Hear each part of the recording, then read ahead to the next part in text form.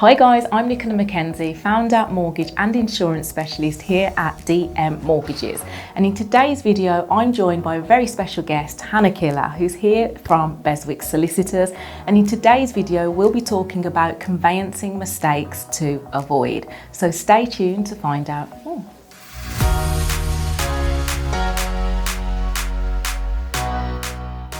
So guys, before we get into the detail of today's video, make sure that you subscribe to the channel and hit the notification bell if you haven't already, so that you never miss any property, mortgage and finance related videos.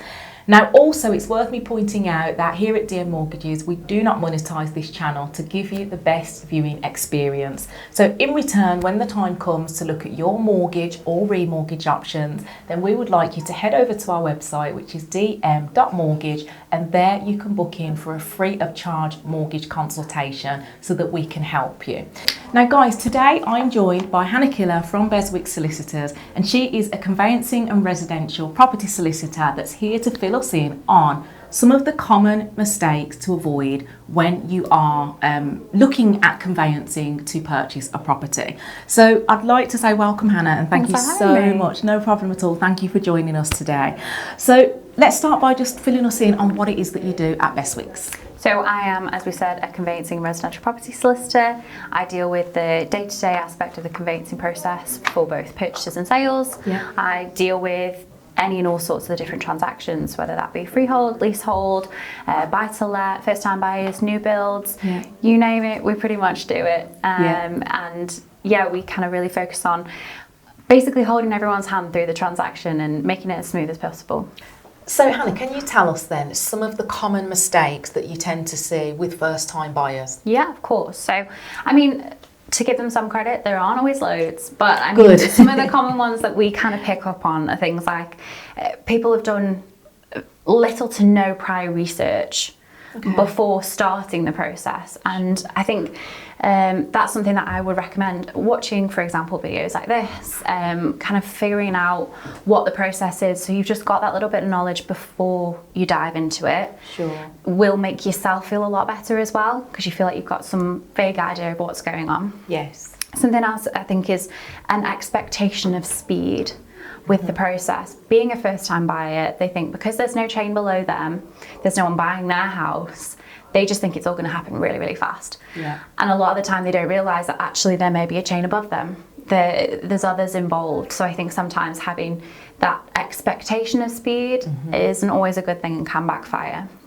Sure. I think also allowing, as a first-time buyer, I appreciate a lot of them perhaps might be younger, they allow themselves sometimes to be pressured by other parties, for example, the estate agents, if they're in contact directly with sellers, sometimes even family members who are like, well, we've already done this is what, and the thing is that perhaps their parents bought a house 30 years ago and the process has changed. Yeah. So I think standing strong and listening to your solicitor is always something that I would recommend, because a lot of people kind of have their ears bent and allow themselves to be pressurised. Definitely. And then I think also a big one is that a lot of people seem to budget just for the purchase. And people need to take into consideration perhaps stamp duty, searches, surveys, legal fees. So that is something that I would recommend, because you don't want that kind of surprise of you've got to have a £500 survey and you haven't budgeted for it. Absolutely. And it's so good to hear you talk about the pressure from other parties like the estate agents, because that's something that as mortgage brokers we regularly see. So yeah, it's good to know that it's not just us that see definitely this. Not. Definitely not. But definitely buyers need to be aware of that. I agree as well.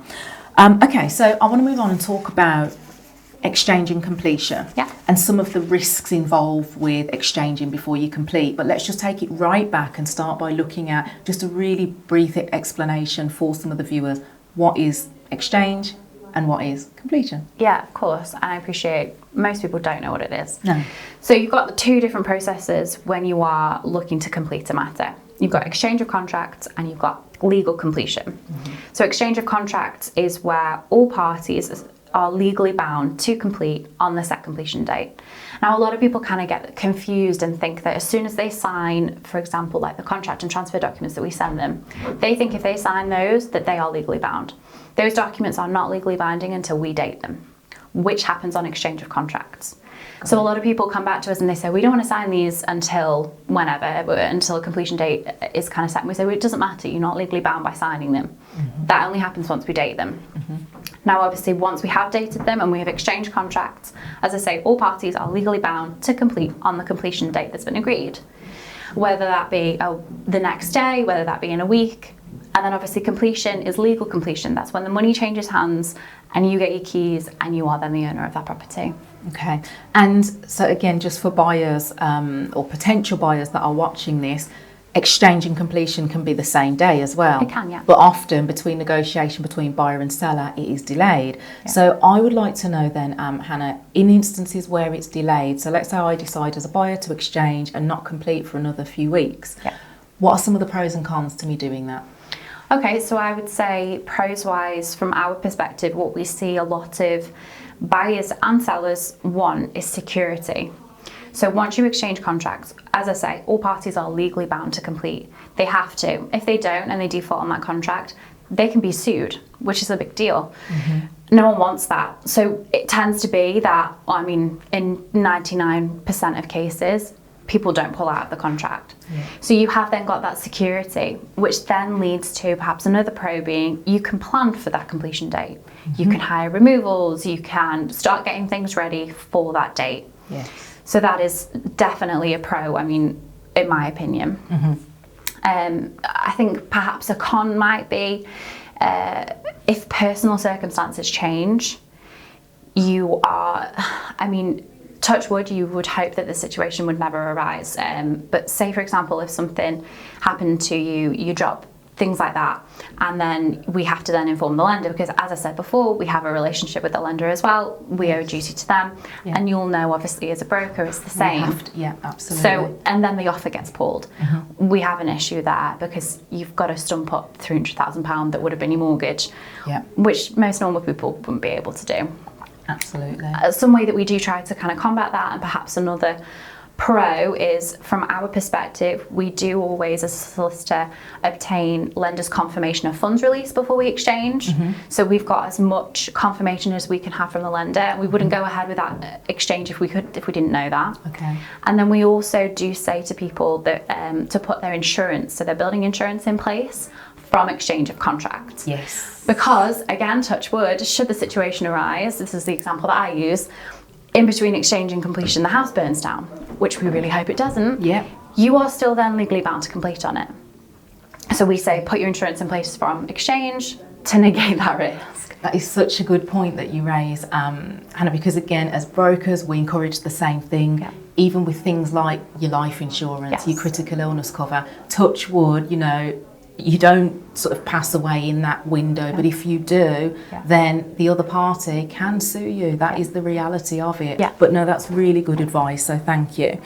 So Hannah, when people are buying new build properties, I'd like to talk a bit about that, because often you will have to exchange way before completion in many cases, because if you're buying a new build property, often you're buying it before it's built.